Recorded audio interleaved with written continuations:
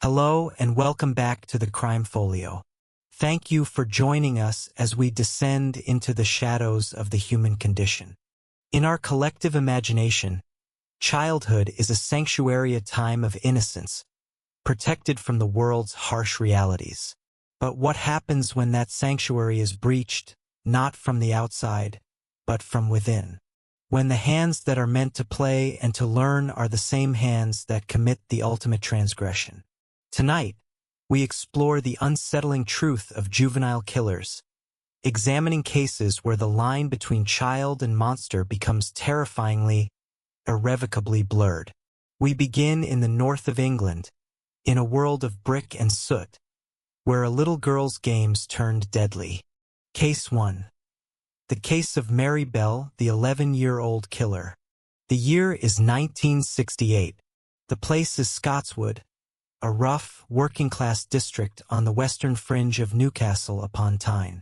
It is a landscape of post-war austerity, of terraced houses stained with coal dust, of neglected children playing on bomb sites and in derelict buildings. The air here is heavy, not just with the smoke from the dwindling shipyards and factories, but with a palpable sense of neglect.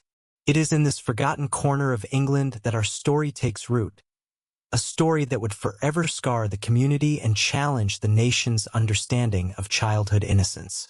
On Saturday, May 25th, the day before his 4th birthday, a little boy named Martin Brown was playing in a derelict house on St. Margaret's Road.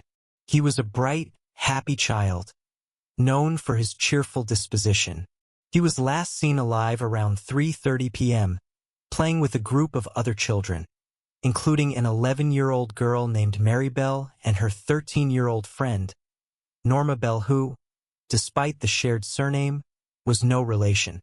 Hours later, when Martin failed to return home, a search began. It was his aunt, Rita, who found him. He was lying on the first-floor landing of the abandoned house, his small body still.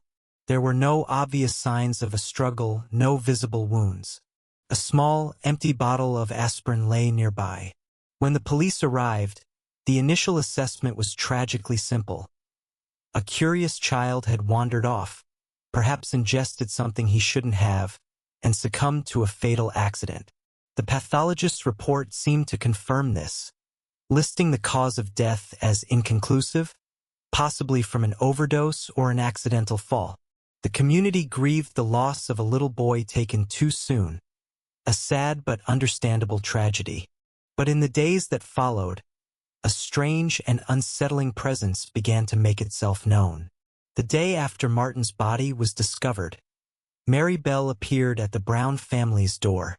She stood on the doorstep and asked Martin's mother, "Have you seen Martin? He's missing." When told the devastating news, Mary's reaction was not one of shock or sadness. Instead, a peculiar, almost excited curiosity took hold. She pressed for details. Later, she approached Martin's aunt and made a chilling request. "I want to see Martin in his coffin." This was just the beginning. A few days later, a local nursery school, which Martin had attended, was vandalized. The police were called to investigate what they assumed was routine juvenile delinquency. But scrawled across papers and notebooks, they found a series of disturbing, taunting messages. One read, "I murder so that I may come back." Another, more direct and horrifying, declared, "We did murder Martin Brown, fuck you." A third note, signed by a murderer, included a crude drawing of a body. The police were now faced with a terrifying possibility. Martin Brown's death was not an accident. He had been murdered, and his killer or killers were children from their own neighborhood, children who were now gloating, daring the authorities to catch them. The investigation took on a new, desperate urgency, but with little physical evidence and a community of children as potential suspects and witnesses, it quickly stalled. The notes were a dead end. The perpetrator remained a ghost, hidden in plain sight among the playing children of Scotswood. For 2 months, an uneasy quiet fell over the district. but it was the quiet of a predator lying in wait. The story of Mary Flora Bell's own childhood is a necessary, though deeply disturbing, prelude to the events of that summer. She was born on May 26, 1957, to a 17-year-old prostitute named Betty Bell. Her father's identity was, and remains, unknown. From the moment of her birth, Mary's life was a chronicle of horror. Her mother, who suffered from severe mental illness, saw her daughter not as a child to be nurtured, but as a burden, a mistake, a thing to be disposed of. According to Mary's later testimony, Betty made multiple attempts to kill her as an infant and toddler, trying to poison her, suffocate her, and even pushing her from a window. She would allegedly sell Mary to male clients for sexual abuse, a practice that began when Mary was as young as 4 years old. Her home life was a chaotic vortex of violence, transient men, and profound emotional and physical neglect. She learned early that the world was a hostile, unpredictable place. To survive, she developed a hard, protective shell. On the outside, she was preternaturally intelligent, articulate, and manipulative. She could charm and control other children with ease. Inside, however, a profound emptiness festered, a complete void where empathy and compassion should have been. She was a child who had never been shown love, and so had no concept of its meaning or its value. Her only emotional outlets were cruelty and control. She was known to be a bully, to pinch and choke other children in the schoolyard, seemingly for the sheer pleasure of watching them suffer. These were not the normal scuffles of childhood. They were calculated acts of dominance. Rehearsals for a darkness that was quietly gathering force. For 2 months, this force lay dormant. Then, on the last day of July 1968, it awoke once more, with a finality that would send a wave of pure terror through the heart of the nation. His name was Brian Howe. He was 3 years old. The wasteland behind St. Margaret's Road was the children's unofficial playground, a sprawling, desolate patch of earth littered with concrete blocks, rusted metal, and defiant weeds. It was a place where adult supervision was a distant concept. On the afternoon of July 31st, Brian was there, playing with his sister, his brother, and a group of other local children.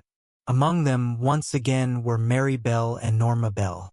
It was a hot, listless summer day. Sometime in the late afternoon, Brian's sister realized he was no longer with the group. She called for him, but only the wind answered.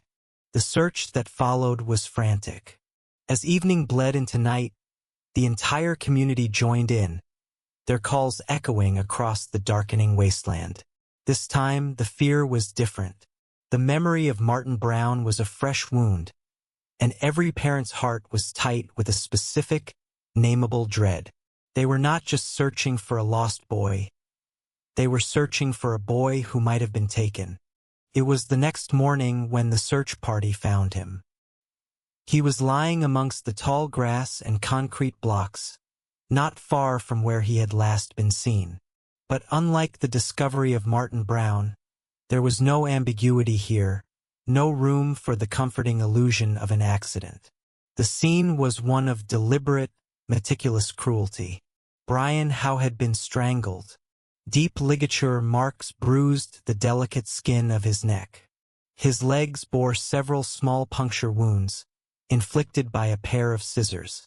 In a final act of grotesque violation, a tuft of his hair had been crudely snipped off. Nearby, in the grass, lay a pair of dull, rusty scissors. The scene was not just a murder. It was a desecration. Scotswood, and indeed all of Newcastle, was plunged into a state of panic. The police now knew they were dealing with a child killer, someone who lived among them, who knew the neighborhood's secret paths and abandoned spaces. The press descended, dubbing the unknown perpetrator the monster of Scotswood. Parents padlocked their doors. Children were forbidden from playing outside. The carefree sounds of summer were replaced by an oppressive, fearful silence. The investigation, led by Detective Chief Superintendent James Dobson, was now one of the largest in the region's history.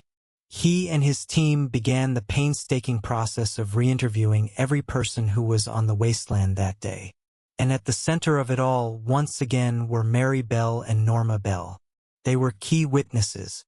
Their initial interviews were chilling. Norma was visibly nervous, withdrawn, and often looked to Mary for cues. Mary, by contrast, was astonishingly composed. She was articulate, intelligent, and spoke to the seasoned detectives with an unnerving, adult-like confidence. She seemed to relish the attention, to enjoy being at the heart of such a momentous event. She described the day's events with a clarity that seemed helpful, but Dobson, a man who had spent a lifetime reading people, felt a deep sense of unease. There was something profoundly wrong with this 11-year-old girl. She was too calm, too knowing. As the interviews continued over several days, cracks began to appear in their story. Mary's and Norma's accounts started to diverge, contradicting each other on small but crucial details. Mary, in her desire to help the police, began to offer up information that only the killer could possess. She described finding the body, but her description was too accurate. She pointed out the location of the scissors, a detail not yet released to the public. She was playing a dangerous game, inserting herself into the narrative, unable to resist the thrill of being close to the fire she had started. She was not just a witness. She was the puppeteer, pulling the strings of the investigation. The turning point came from the other children. The police, sensing the adults were too afraid or too blind to see the truth, focused their attention on the children of Scotswood. Under gentle questioning, away from the influence of their parents and peers, the dark truth began to surface. A local boy told police that several weeks earlier, Mary had casually told him, "I killed Martin Brown." He had dismissed it as a morbid fantasy. Another child, a young boy, tearfully recounted seeing Mary with her hands around Brian House's neck, squeezing. He said he thought they were just playing a game. The most damning testimony came from Mary herself, in her actions after Brian's death. Just as she had done with the Brown family, she visited the Howe household. She knocked on the door and asked Brian's distraught sister, "Pat," a question that froze the blood, "Are you missing Brian? I want to see him in his coffin." Her desire to witness the grief, to see the finality of her actions, was a compulsion she could not control. It was the ultimate act of power for a child who had been powerless her entire life. With the children's testimonies and the glaring inconsistencies in their own stories, the net closed. Detective Dobson now felt certain. On August 7, 1968, less than a week after Brian House's body was found, the unthinkable happened.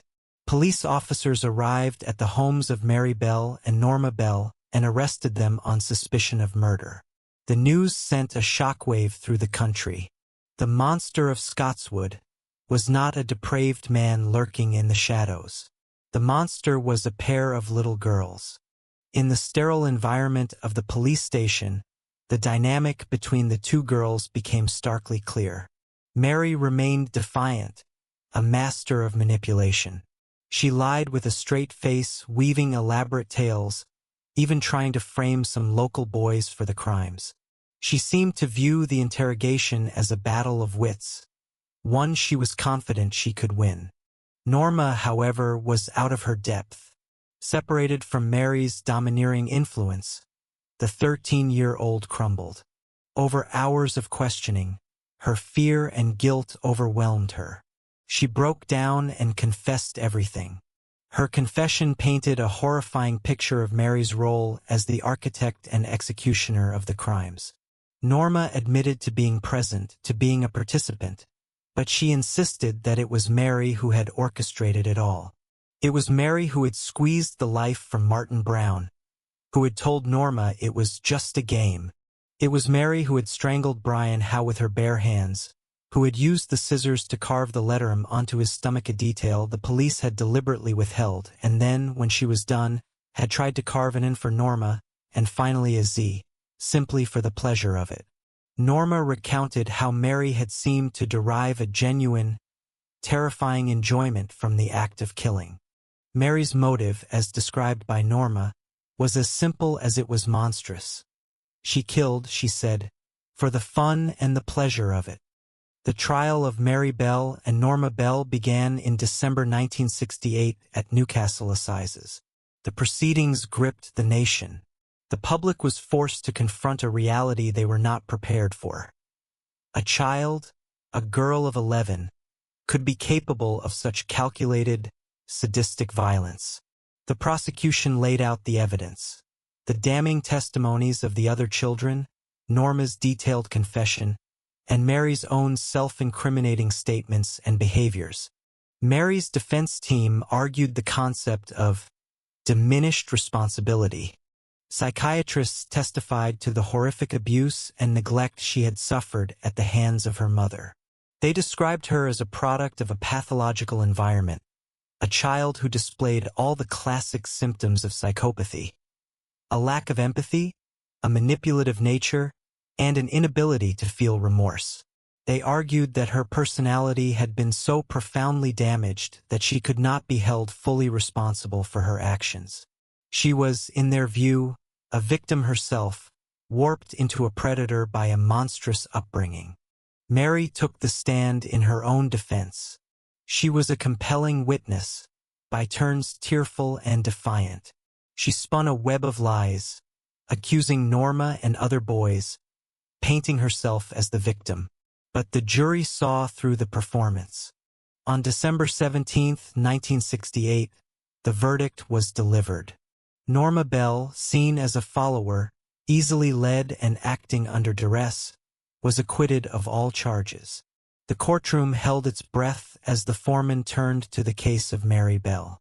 She was found not guilty of murder, but guilty of manslaughter on the grounds of diminished responsibility. The judge sentenced her to be detained at Her Majesty's pleasure, an indefinite sentence reserved for the most serious juvenile offenders. The 11-year-old girl, her face impassive, was led away to begin a new life in custody. The case of Mary Bell did not end with the verdict. It left a permanent scar on the British psyche. It forced a painful re-examination of the nature of evil, the concept of childhood innocence, and the question of accountability. How much of Mary Bell was born and how much was made? Was she a bad seed, born with a fundamental flaw in her character? Or was she the inevitable product of a system that had failed her at every turn? A child whose spirit was so systematically crushed that it could only re-emerge as a twisted, violent parody of humanity? Her story is a chilling reminder that the capacity for darkness is not exclusive to adults. It can germinate in the youngest of hearts, especially when those hearts are cultivated in a soil of trauma and neglect. The murders of Martin Brown and Brian Howe were not just the crimes of an 11-year-old girl. They were the final horrific screams of a childhood that had been murdered long before. They serve as a somber, enduring testament to the truth that monsters are not always born. Sometimes they are meticulously, tragically created. Case 2. The case of Eric Smith, the 13-year-old killer. Our journey now crosses the Atlantic, leaving the soot-stained terraces of post-war England for the deceptively tranquil landscape of rural America. We arrive in the summer of 1993, in the small village of Savona, Steuben County, New York. Savona is the kind of place that seems to exist outside of time, a quiet hamlet where life unfolds at a gentle pace. It is a community of just over 800 people, where doors are left unlocked. Neighbors know each other by name, and the shared illusion of safety is the bedrock of daily life. In Savona, the greatest dangers seem to be skinned knees from falling off a bicycle or getting a summer cold. It was a place where children were still allowed to be children, free to roam the short, familiar distances between home, a friend's house, and the local park. On the morning of Monday, August 2nd, 1993, this illusion was about to be irrevocably shattered. 4-year-old Derek Roby woke up excited. He was a small boy with a bright, infectious smile and a mop of blonde hair, the cherished youngest child of Doreen and Dale Roby. It was the first day of a week-long summer camp program held at the village park, just a few blocks from his home. He pulled on his shorts and t-shirt, eager for a day of games and crafts. His mother, Doreen, asked if he wanted a ride. Derek, brimming with the burgeoning independence of a 4-year-old, insisted he could walk. It was a route he knew, a walk he had taken before. In the context of Savona, his request was not unusual. It was a rite of passage. Doreen watched from her doorway as her little boy, a tiny figure full of life and purpose, set off on his short journey, promising to be home by noon. It was the last time she would see him alive. On that same morning, another child was also on the move in Savona, but his journey was not one of happy anticipation. It was one of aimless, simmering resentment. His name was Eric Smith. At 13 years old, Eric was a living caricature of the schoolyard outcast. He was lanky and awkward, with thick glasses, prominent ears, and a shock of bright red hair that made him an easy target. And a target he was. For years, Eric had been the subject of relentless, cruel bullying. He was tormented for his appearance, for his social awkwardness, for his very existence. Every day at school was a trial of verbal abuse and physical intimidation. The taunts followed him home, echoing in the quiet of his room, building a pressure inside him that had no healthy outlet. His family life was troubled. He had a history of behavioral issues, of temper tantrums that were difficult to control. He had been held back a grade in school, further isolating him from his peers. There were reports of small cruelties, of trouble at home and in the community, the kinds of red flags that are often only recognized in hindsight. On this particular Monday, Eric was supposed to be at his own summer program for remedial students. But he had decided not to go. Instead, he took his BMX bike and began to ride aimlessly through the quiet streets of the village, a ghost of a boy adrift in a world he felt had rejected him.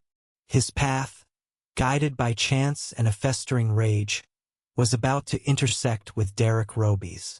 The two boys met near the edge of the village park. Derek, small and trusting, was walking along the sidewalk.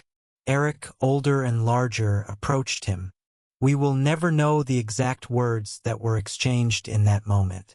Perhaps it was a friendly greeting, a simple offer to show the younger boy a shortcut. Whatever was said, it was enough. Eric, a boy who had been made to feel powerless his entire life, found someone over whom he could finally exercise absolute control. He persuaded Derek to follow him off the main path, down a small trail, and into a patch of woods nestled behind the park, a secluded spot, screened from view by a thick curtain of summer leaves. For Derek Roby, it was the beginning of an adventure with a bigger boy. For Eric Smith, it was the end of his descent. In the quiet solitude of the woods, the years of repressed anger, humiliation, and hatred that had been boiling inside of him finally erupted. The target was no longer the bullies who were bigger and stronger. The target was the small, innocent child who represented everything Eric was not: happy, loved, and carefree. The attack was one of savage, uncontained fury. Eric Smith choked Derek Roby. He beat him. He dropped a 27-pound rock on his head, crushing his skull. The violence was not a quick, impulsive act. It was a sustained, brutal explosion. After Derek was dead, the rage did not subside. In a final, depraved act of desec, the narrative continues seamlessly. In a final, depraved act of desecration, Eric took a stick and sexually violated the small, lifeless body. He then left the boy where he lay, hidden in the shadows of the woods, and walked out, re-emerging into the bright August sunshine as if he were simply returning from a walk. He got on his bike and rode home. By noon, a knot of worry was tightening in Doreen Roby's stomach. Derek was usually so punctual. She walked the few blocks to the park, expecting to find him engrossed in a game, having lost track of time. But the park supervisors told her the news that every parent dreads. Derek had never arrived. He had never been signed in. He had vanished somewhere in the short, familiar space between his front door and the park gates. The panic was immediate. Doreen called the police. The alarm spread through Savona like a fire through a dry field.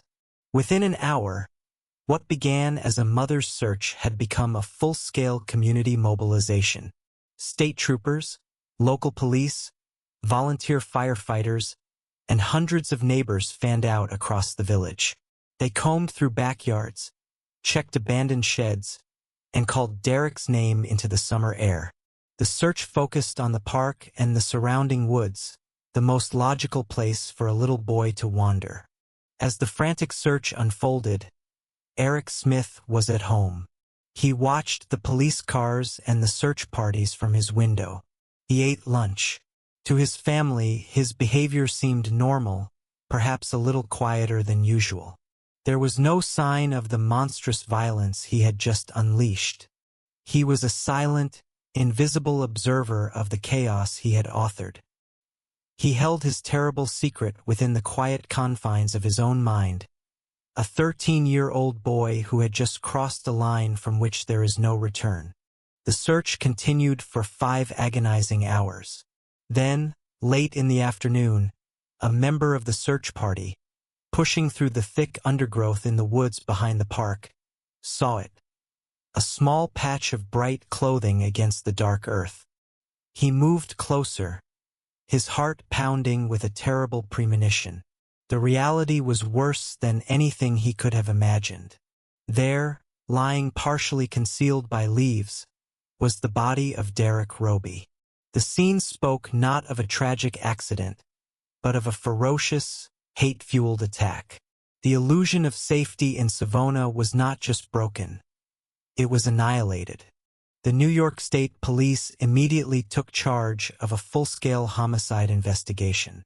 The initial theory, born of disbelief, was that a transient or an adult predator must have been passing through the village. The alternative that the killer was one of their own, someone from their small, tight-knit community, was too horrifying to contemplate. The even more remote possibility that the killer was a child was simply beyond the realm of imagination. Investigators, led by the quiet, methodical senior investigator John Tostanovsky, began the painstaking process of interviewing everyone who was in or near the park that morning. They needed to build a timeline to account for every person who might have crossed Derek's path. One name kept surfacing: the lanky, red-haired boy on the BMX bike. Eric Smith. Multiple people had seen him riding near the park. A young friend of Eric's told police that Eric had mentioned seeing a little boy walking alone that morning.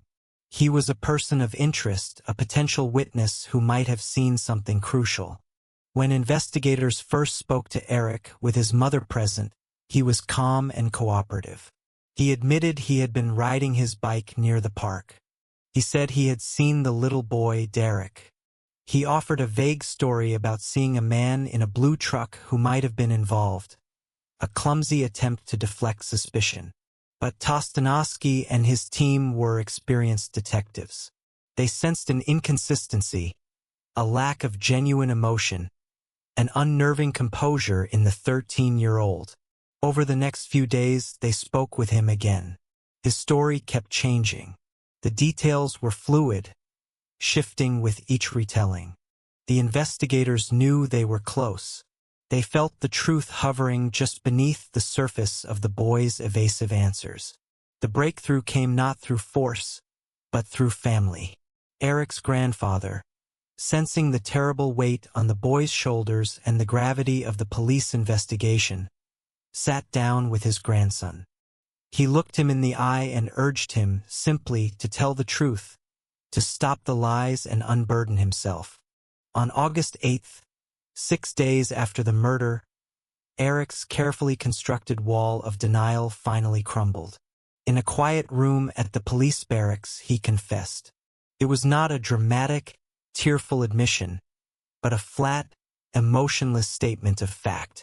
He detailed the events in the woods with a chilling detachment. He explained how he had lured Derek off the path, how he had choked him, how he had dropped the rock on his head. When asked the question that hung over the entire investigation, why, his answer was terrifying in its simplicity. He told investigator Tostanovsky, "I was just having a bad day." He explained that he had been riding his bike, feeling angry and upset about the bullying he endured, and he saw Derek.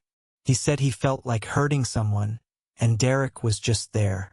Wrong place, wrong time. The confession revealed the motive to be one of pure, displaced rage. For years, Eric Smith had been a sponge, absorbing the daily torment and humiliation inflicted by his peers. He was called Four Eyes, Nerd, Carrot Top. He was pushed, tripped, and ostracized. He was made to feel worthless, powerless, and alien. Unable to retaliate against his larger, stronger tormentors, he carried that accumulated poison inside him. On August 2nd, that poison reached a critical mass. In Derek Roby, Eric found a target he could dominate. The 4-year-old boy became a symbol, a stand-in for all the people who had ever hurt him. The savage violence unleashed upon Derek was not truly directed at him. It was an attack on the entire world as Eric experienced it. It was the ultimate horrific expression of a pain that had been allowed to fester, unseen and unaddressed, for far too long. The psychological evaluation that followed painted a fuller, more tragic picture. Eric was diagnosed with intermittent explosive disorder, a condition characterized by sudden, disproportionate outbursts of rage. He had a below-average IQ and significant learning disabilities, which compounded his social isolation.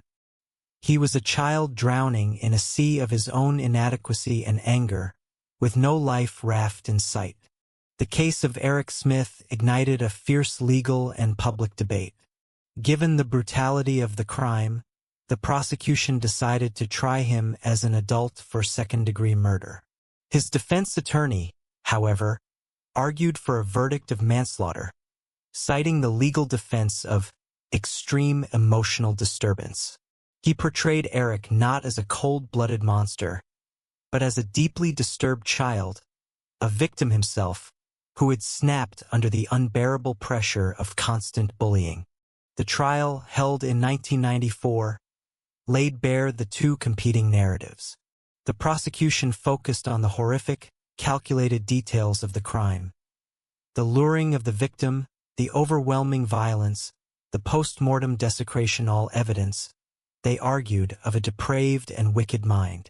The defense focused on Eric's life of misery, presenting testimony about the relentless abuse he suffered at school, painting a picture of a boy pushed beyond his breaking point. The jury was faced with an almost impossible task: to reconcile the image of the freckle-faced, awkward 13-year-old boy in the courtroom with the savage killer described in the testimony. After days of deliberation, they found Eric Smith guilty of second-degree murder. The judge sentenced him to the maximum penalty allowed for a juvenile his age, a prison term of 9 years to life. For the Roby family, the verdict brought no peace, only the confirmation of their unending nightmare. Their beloved son was gone, his life stolen in an act of senseless, incomprehensible violence. For the Smith family, it was a different kind of life sentence, one of shame, grief, and the haunting knowledge of what their son had done. For the village of Savona, the scar remains. The murder of Derek Roby marked the end of an era, a permanent loss of the innocence and trust that had once defined their community. The case of Eric Smith serves as a devastating illustration of displaced aggression. It is a cautionary tale about the unseen consequences of bullying and the critical importance of recognizing and addressing profound emotional distress in young people. Eric's pain was real and profound, but it was invisible to those who had the power to help him. It was a silent scream that went unheard, until it was finally unleashed in a roar of violence that consumed the life of a little boy and forever defined his own. It forces us to look beyond the monstrous act and see the troubled child behind it, not to excuse the crime, but to understand its terrible genesis. Case 3. The Slender Man Stabbing. We now move forward 2 decades into the digital age. Our setting is Waukesha, Wisconsin, a comfortable middle-class suburb of Milwaukee. This is a world far removed from the industrial grit of Scotswood or the rural isolation of Savona. It is a world of manicured lawns, good schools, and ubiquitous internet access. Here, the phantoms that haunt children are not born of poverty or overt neglect, but can creep in through glowing screens, blurring the lines between fantasy and a terrifying reality. This is a story about how a modern-day folktale, a monster born on the internet, crawled out of the web and into the real world, with devastating consequences. Our story revolves around 3 12-year-old girls, Anissa Weier, Morgan Geyser, and their best friend, Peyton Lutner, who they affectionately called Bella. The 3 were, by all outward appearances, typical preteens. They shared sleepovers, whispered secrets, and navigated the awkward social landscape of middle school together. Peyton was a bright, resilient girl, known for her loyalty and her love of animals. Morgan was artistic and imaginative, but also quiet and withdrawn. Anissa was a follower, eager for acceptance and desperate to please her more assertive friend, Morgan. Their friendship seemed ordinary, built on the common ground of childhood. But beneath the surface of this ordinary friendship, a dark and powerful obsession was taking hold. Morgan and Anissa had discovered the world of creepypasta, a website that serves as a repository for user-generated horror stories and urban legends. It is a digital campfire, where a new generation shares tales of terror. And in this digital darkness, they found a figure who would come to dominate their imaginations: the Slender Man. The Slender Man is not an ancient myth. He was created in 2009 on an internet forum called Something Awful. A user photoshopped a tall, thin, faceless figure in a black suit into old photographs, creating an instant viral sensation. The character took on a life of its own. An entire mythology was built around him by a global community of contributors. He was a paranormal entity who stalked, abducted, and traumatized people, particularly children. He could cause amnesia, paranoia, and sickness. He lived in the woods. To some, he was a protector. To others, a malevolent force. The key to his power was his ambiguity. His facelessness allowed people to project their own deepest fears onto him. For Morgan Geyser and Anissa Weier, the Slender Man was not just a scary story. He was real. Morgan, who was later diagnosed with early-onset schizophrenia, began to have conversations with him and other fictional characters. She believed the Slender Man was her friend, a powerful being who watched over her. Anissa, desperate to maintain her friendship with Morgan and susceptible to her friend's powerful delusions, also came to believe. Together, they consumed every piece of Slender Man lore they could find. They became convinced that he was a genuine threat, not just to themselves but to their families. In their shared, distorted reality, a terrible logic began to form. According to the lore they subscribed to, there were 2 ways to interact with the Slender Man. One could become his victim, or one could become his proxy, a servant who would carry out his will, proving one's loyalty through an act of violence.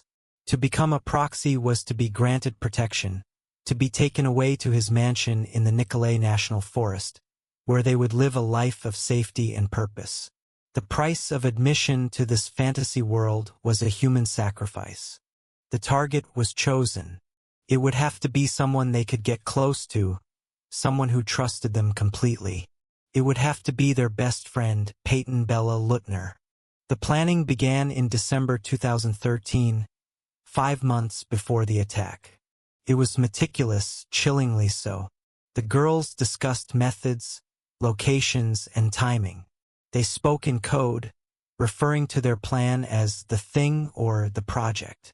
The initial idea was to commit the murder during a sleepover at Morgan's house, stabbing Peyton in her sleep. They decided against this, fearing they would be caught too easily. They needed a more secluded location. They settled on the woods. The date was set for the weekend of Morgan's 12th birthday. On Friday, May 30th, 2014, the plan was set into motion. Peyton was invited for a birthday sleepover at Morgan's house. The 3 girls spent the evening skating at a local roller rink, eating pizza, and playing. It was a picture of normal, happy childhood. But for Anissa and Morgan, a sinister undercurrent ran beneath every laugh and every game. That night, as Peyton slept, Morgan and Anissa stood over her, a kitchen knife in hand. But they couldn't go through with it. Anissa later said she was too tired. They decided to postpone the thing until the morning. The next day, Saturday, May 31st, they suggested a game of hide-and-seek in David's Park, a nearby wooded area. As they walked into the woods, Anissa's job was to restrain Peyton. Morgan's was to deliver the fatal blows. They found a secluded spot. Anissa suggested Peyton lie down and cover herself with leaves to hide better. As Peyton lay on the ground, unsuspecting, Morgan hesitated. Anissa, growing impatient, gave her a look and said, "Go ballistic. Go crazy." Then, Morgan Geyser, driven by a desire to please a fictional monster and secure a place in a fantasy world, attacked her best friend. She stabbed Peyton 19 times. The knife plunged into her arms, her legs, her torso. One wound missed a major artery near her heart by less than a millimeter. Another pierced her stomach, her liver, and her pancreas. The attack was frenzied and brutal. Believing Peyton was dead or dying, Morgan and Anissa simply turned and walked away. They left their friend bleeding on the forest floor. Their mission, as they saw it, was complete. They were now proxies of the Slender Man. They washed the blood from their hands in a nearby Walmart bathroom and began their long walk north, heading for the Nicolet National Forest to find their master's mansion. But Peyton Lutner was not dead. Fueled by an extraordinary will to survive, she summoned a strength she never knew she possessed.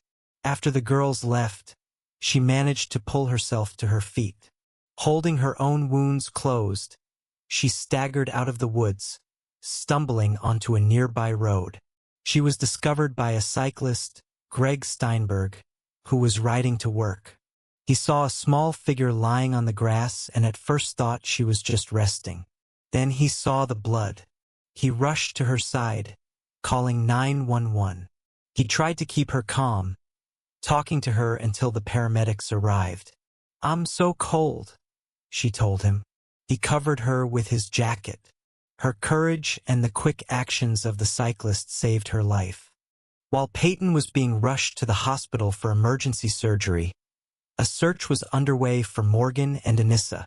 They were found hours later, walking along the side of Interstate 94, miles from Waukesha. They were carrying a backpack filled with granola bars, water bottles, and the kitchen knife, still in its sheath. When the police picked them up, the girls were not panicked or remorseful. They were calm, almost matter-of-fact. They believed they were on their way to meet the Slender Man. In their separate interrogation rooms, the full, horrifying story came out. The girls explained their motive with a disturbing clarity. They spoke of the Slender Man not as a character but as a real entity. Anissa told the detective, "It was weird that I didn't feel any remorse." Morgan, when asked if she felt guilty, simply said, "The bad part of me wanted her to die. The good part of me wanted her to live." They explained that the murder was a necessary evil. It was, Anissa said, for the Slender. They truly believed that if they didn't kill Peyton, the Slender Man would come and kill their families. They were not just trying to enter a fantasy world. In their minds, they were trying to save their own. The case presented the justice system with a profound and modern dilemma. How do you prosecute a crime that was born from a shared delusion, fueled by mental illness and the borderless world of the Internet? The girls were charged as adults with attempted first-degree intentional homicide. The legal battle that followed centered on their mental states. Were they evil or were they mentally ill? Did they understand the difference between right and wrong? Or was their perception of reality so profoundly warped that they could not be held fully culpable? The defense attorneys argued that the girls should be tried in juvenile court.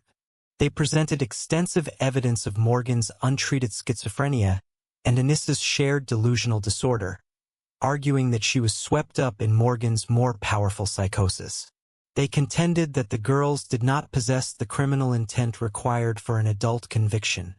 They were acting out of a deep-seated, albeit delusional, fear. The prosecution, however, argued that the crime was too premeditated and too violent for the juvenile system.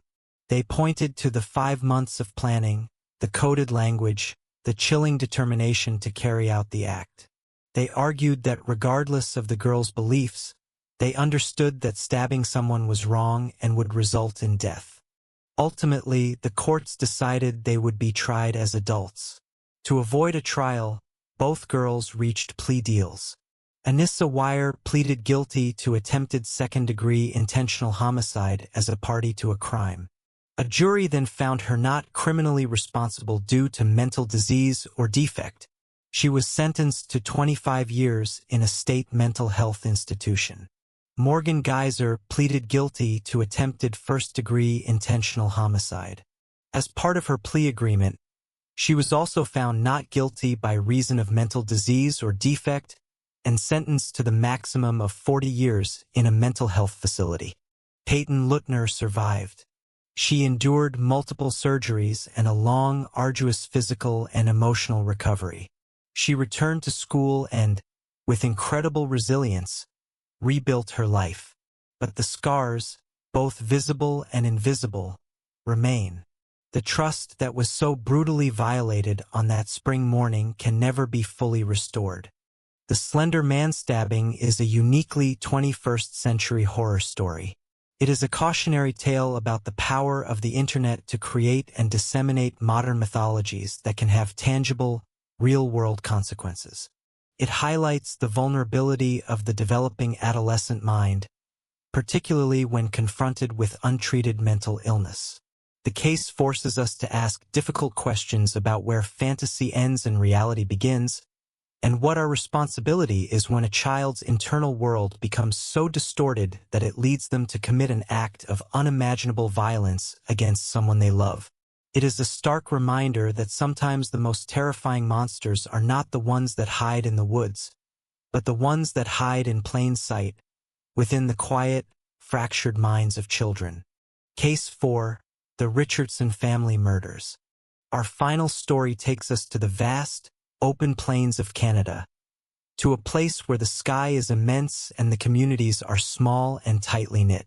We arrive in Medicine Hat, Alberta, in April of 2006.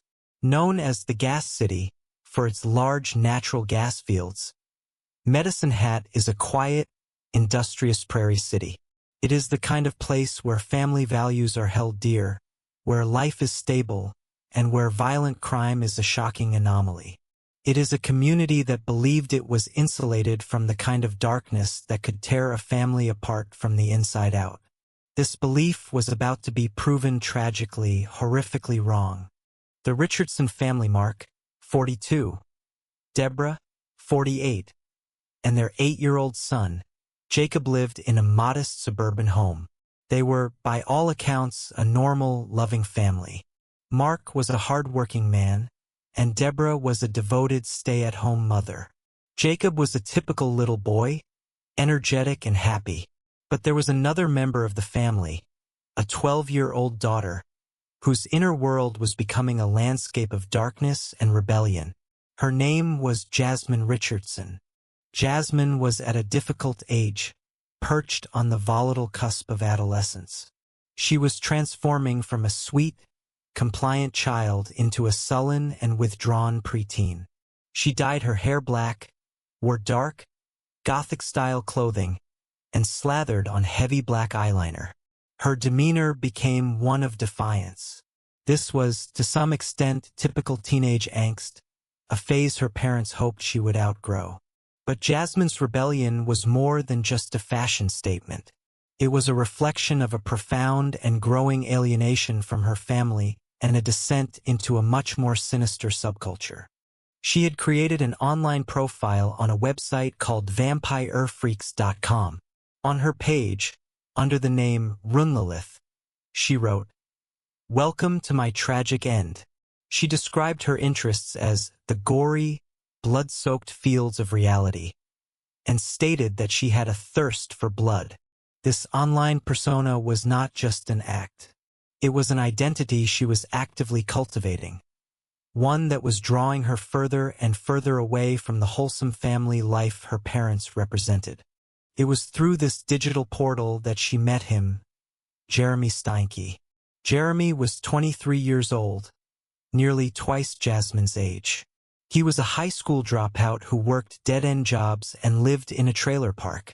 Like Jasmine, he was deeply enmeshed in the goth subculture. He told people he was a 300-year-old werewolf and that he liked the taste of blood. He was, to the outside world, a troubled and delusional young man. To the 12-year-old Jasmine Richardson, he was a romantic, misunderstood anti-hero. He was the only person who seemed to understand her. Their relationship began online and quickly blossomed into an intense, all-consuming romance. They would meet secretly, with Jeremy sneaking into Jasmine's house at night after her parents were asleep. They believed they were soulmates, star-crossed lovers in the vein of Romeo and Juliet, kept apart by a cruel, unfeeling world-to-world personified by Jasmine's parents. Mark and Deborah Richardson were understandably alarmed by their 12-year-old daughter's relationship with a 23-year-old man. They saw Jeremy for what he was, a dangerous and inappropriate influence. They tried to intervene. They grounded Jasmine, took away her computer privileges, and forbade her from seeing Jeremy. They were doing what any responsible parent would do. But in the distorted, grandiose narrative that Jasmine and Jeremy were co-authoring, this parental concern was not an act of love. It was an act of tyranny. Their parents were not trying to protect them. They were obstacles that needed to be removed. The anger and resentment festered. In their online chats and secret meetings, their dark fantasies began to coalesce into a concrete, horrific plan. The idea was not just to run away together. The idea was to eliminate the problem at its source. They decided they would kill Jasmine's parents. The inspiration for their plan came from a film they both admired, Natural Born Killers, a violent satire about a young couple who go on a killing spree. This was the script for their new life together. On the evening of April 22, 2006, Jasmine sent Jeremy a final, chilling message: "It's time."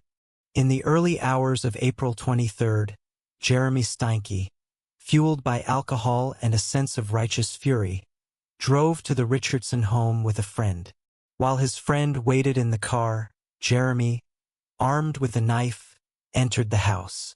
He went downstairs to the basement, where Mark Richardson was asleep. He attacked him, stabbing him repeatedly. The commotion woke Deborah, who rushed down to see what was happening.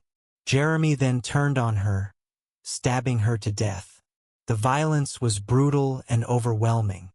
After killing the parents, Jeremy went upstairs. Jasmine was waiting for him, but there was one more obstacle left: her 8-year-old brother, Jacob. In the cold calculus of their plan, he was a witness. He could not be left alive. What happened next is perhaps the most sickening detail in a story already saturated with horror. Jasmine led Jeremy to her little brother's room. While Jeremy held the boy, it was Jasmine who took the knife and slit her brother's throat. She wanted her little brother to die, she later said, because she didn't want him to grow up to be an orphan. After the slaughter was complete, Jeremy and Jasmine left the house together. They were finally free. Their tragic love story, as they saw it, could now truly begin. The next day, a neighbor noticed that the Richardson family, usually early risers, had not been seen all morning. The house was quiet. A little boy who was supposed to have a playdate with Jacob knocked on the door, but there was no answer. He peered through a window and saw a body lying on the floor. He ran home and told his mother, who immediately called the police. When police entered the Richardson home, they were confronted with a scene of unimaginable carnage. The bodies of Mark and Deborah Richardson were in the basement. The body of Jacob Richardson was upstairs in his bed. The scene was one of ferocious violence. But one member of the family was missing: 12-year-old Jasmine. Initially, the police feared the worst. They believed Jasmine had been abducted by the killers who had slaughtered her family. An Amber Alert was issued, and a province-wide search began. Her face was broadcast on every news channel. The tragic, innocent victim of a home invasion. The community of Medicine Hat held its breath, praying for the safe return of the little girl. But as investigators began to piece together the family's life, a different, more disturbing picture emerged. They found Jasmine's vampire freaks profile. They learned about her secret relationship with Jeremy Steinke. They spoke to Jasmine's friends, who tearfully recounted conversations in which Jasmine had talked about wanting her parents dead. The horrible truth began to dawn on them. Jasmine was not a victim. She was a suspect. The focus of the investigation shifted from a rescue mission to a manhunt. Police tracked Jeremy and Jasmine to the town of Leader, Saskatchewan, about 80 miles away.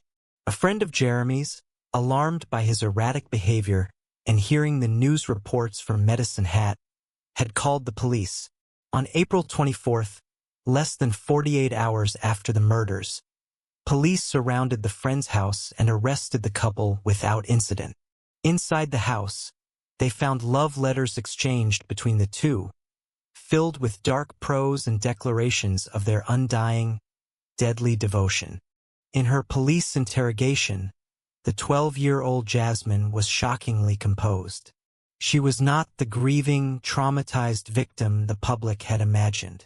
She was cold, defiant, and showed little emotion as she recounted the events of that night. She confessed to her role in the murders, describing the killing of her own brother with a chilling lack of remorse. The motive she gave was simple. Her parents hated Jeremy, and she and Jeremy wanted to be together. The murders were a means to an end. The case presented Canada with a legal and moral crisis. Under Canadian law, a child under the age of 12 cannot be charged with a crime. At 12 years and 11 months old, Jasmine was just old enough to be held criminally responsible, becoming the youngest person in Canadian history to be tried on multiple counts of murder. Because of her age, she could not be identified by the media, and her trial was held behind closed doors. The trial of Jeremy Steinke, however, was public. The prosecution laid out the damning evidence: the online conversations, the testimony of friends, the physical evidence from the crime scene, and Jasmine's own confession. Steinke's defense argued that he was not the mastermind, that he had been manipulated by a disturbed and persuasive young girl. But the jury was unconvinced. In December 2008, Jeremy Steinke was found guilty of 3 counts of first-degree murder, and sentenced to life in prison with no possibility of parole for 25 years. Jasmine Richardson's trial followed. In July 2007, she was found guilty of 3 counts of first-degree murder. She received the maximum possible sentence for a youth offender, 10 years. The sentence included 4 years in a psychiatric institution, followed by 4.5 years of conditional supervision in the community. The Richardson family murders sent a shockwave across Canada and beyond. The case was a brutal collision of adolescent angst, digital subcultures, and a twisted, shared psychosis.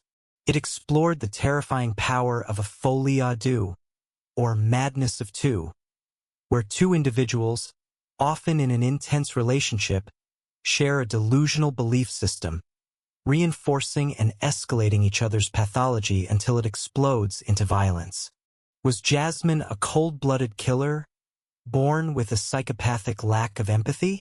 Or was she a vulnerable, impressionable child, seduced and manipulated by an older, predatory man? The truth, as is often the case, likely lies in a complex and murky combination of both. She was a child with pre-existing vulnerabilities who found a partner who not only validated her darkest thoughts but gave her a blueprint for acting on them. Her story is a chilling testament to the fact that the capacity for extreme violence is not dictated by age. It serves as a stark warning to parents about the hidden worlds their children can inhabit online, worlds that can seem more real and more compelling than the family sitting across the dinner table.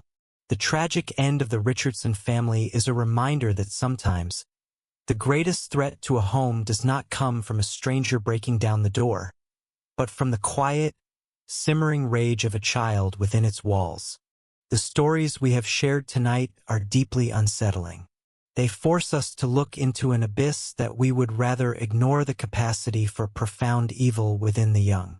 Mary Bell, Eric Smith, Morgan Geyser, Anissa Weier, and Jasmine Richardson. Their names are now forever linked to the lives they so tragically cut short. In each case, we see a unique and terrible alchemy of factors: trauma, neglect, mental illness, bullying, and the seductive power of a shared delusion. These are not stories about monsters. They are stories about children. Children who were failed, children who were hurting, and children who turned their pain outward in the most horrific way imaginable. To remember their crimes is not to sensationalize them, but to learn from them, to look more closely at the quiet children in our own communities, to listen more carefully to their silent screams, and to recognize that the line between innocence and its loss is terrifyingly fragile. We must remember the victims: Martin Brown, Brian Howe, Derek Roby, and Peyton Lutner, who survived through sheer will and the entire Richardson family. Their lives had value. Their loss is a tragedy that should never be forgotten. Thank you for joining us at the Crime Folio. Sleep well if you can.